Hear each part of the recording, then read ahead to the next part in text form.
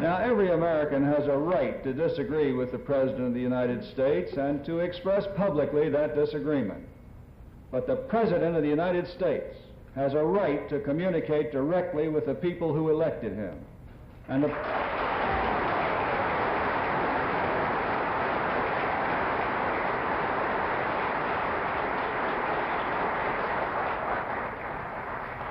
the people of this country have the right to make up their own minds and form their own opinions about a presidential address without having the President's words and thoughts characterized through the prejudices of hostile critics before they can even be digested.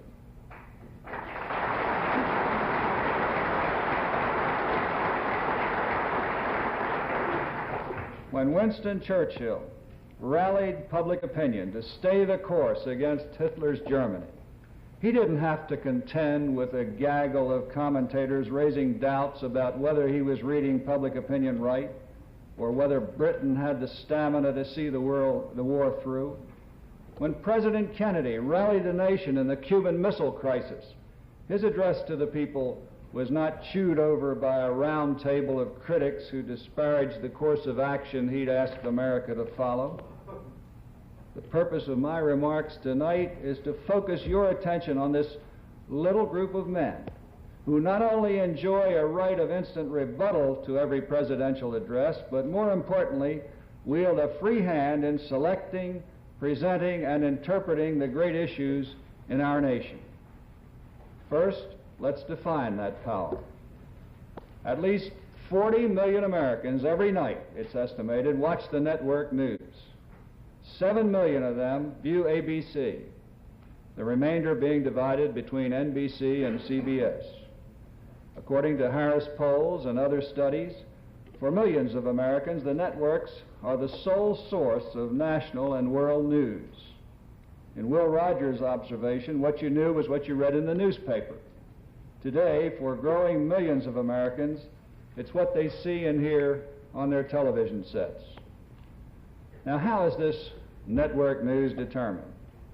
A small group of men, numbering perhaps no more than a dozen anchormen, commentators, and executive producers, settle upon the 20 minutes or so of film and commentary that's to reach the public.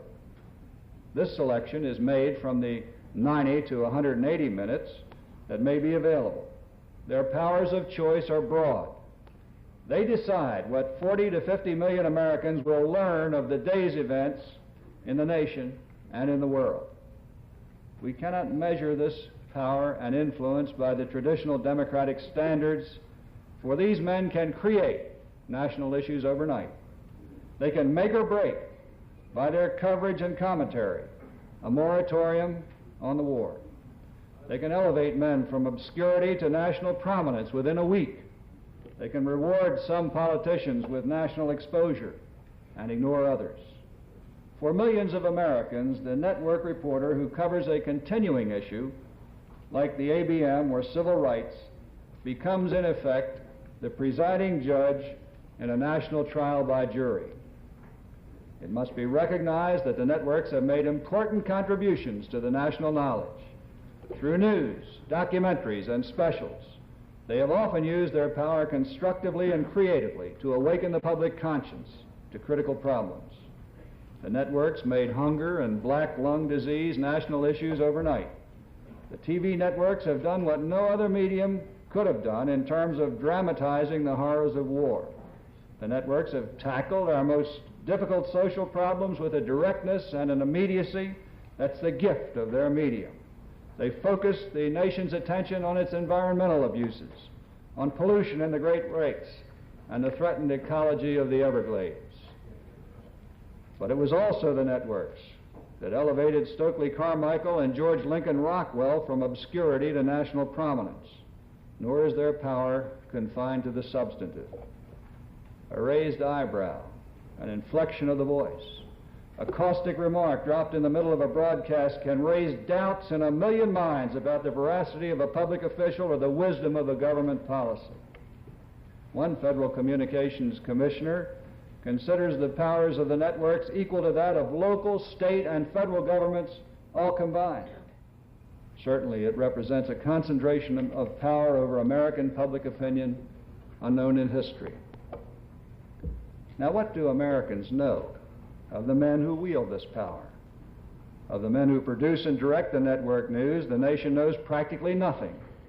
Of the commentators, most Americans know little, other than that they reflect an urbane and assured presence, seemingly well informed on every important matter. We do know that, to a man, these commentators and producers live and work in the geographical and intellectual confines of Washington, D.C. or New York City, the latter of which James Reston terms the most unrepresentative community in the entire United States.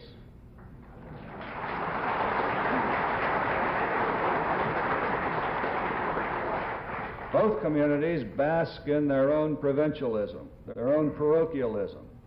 We can deduce that these men read the same newspapers. They draw their political and social views from the same sources. Worse, they talk constantly to one another, thereby providing artificial reinforcement to their shared viewpoints.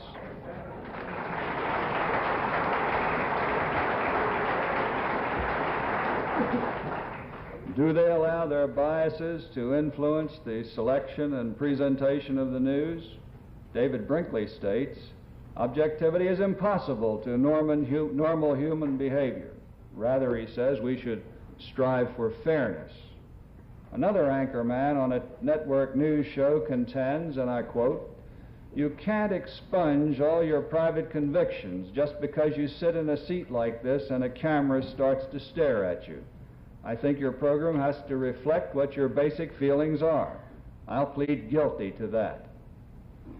Less than a week before the 1968 election, this same commentator charged that President Nixon's campaign commitments were no more durable than campaign balloons.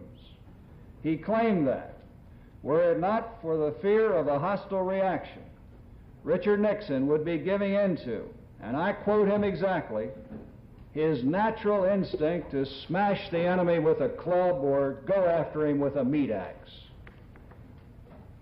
Had this slander been made by one political candidate about another, it would have been dismissed by most commentators as a partisan attack.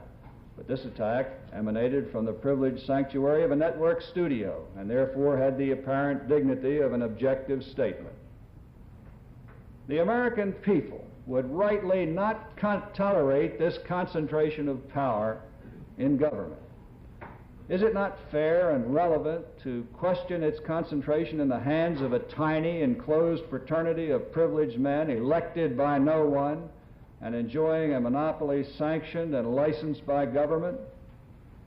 The views of a majority of this fraternity do not, and I repeat, not represent the views of America.